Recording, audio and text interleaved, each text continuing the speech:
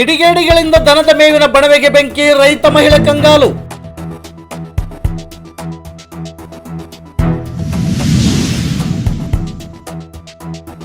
ಇದು ರಾಯಚೂರು ಜಿಲ್ಲೆಯ ಮಸ್ಕಿ ತಾಲೂಕಿನ ಸುಂಕನೂರು ಗ್ರಾಮದಲ್ಲಿ ಘಟನೆ.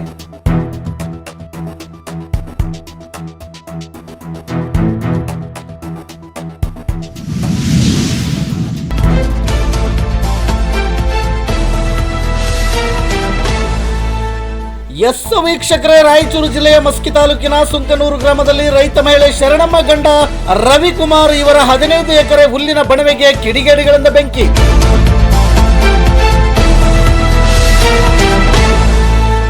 ಸಮಯ ಸಂಜೆ 6 ಗಂಟೆಗೆ ಬೆಂಕಿ ಹತ್ತಿದೆ ಎನ್ನುವಂತ ಮಾಹಿತಿ ಲಭ್ಯವಿದೆ.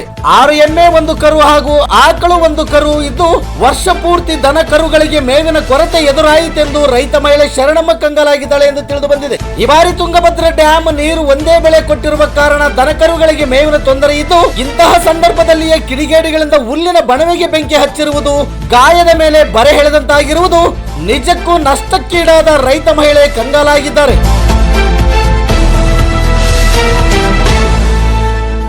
ಶೀಘ್ರವೇ ಮಸ್ಕಿ ತಾಲೂಕು ಕೇಂದ್ರದಲ್ಲಿ ಅಗ್ನಿಶಾಮಕ ದಳ ಮಾಡಬೇಕು ಮತ್ತು ಶೀಘ್ರದಲ್ಲಿ ದುರಂತಕ್ಕೊಳಗಾದ ರೈತ ಮಹಿಳೆಗೆ ಸರ್ಕಾರದಿಂದ ಸಹಾಯಧನ ಮಂಜೂರು ಮಾಡಬೇಕು ಎಂದು ಗರುಡ ನ್ಯೂಸ್ನ ಒತ್ತಾಯವಾಗಿದೆ.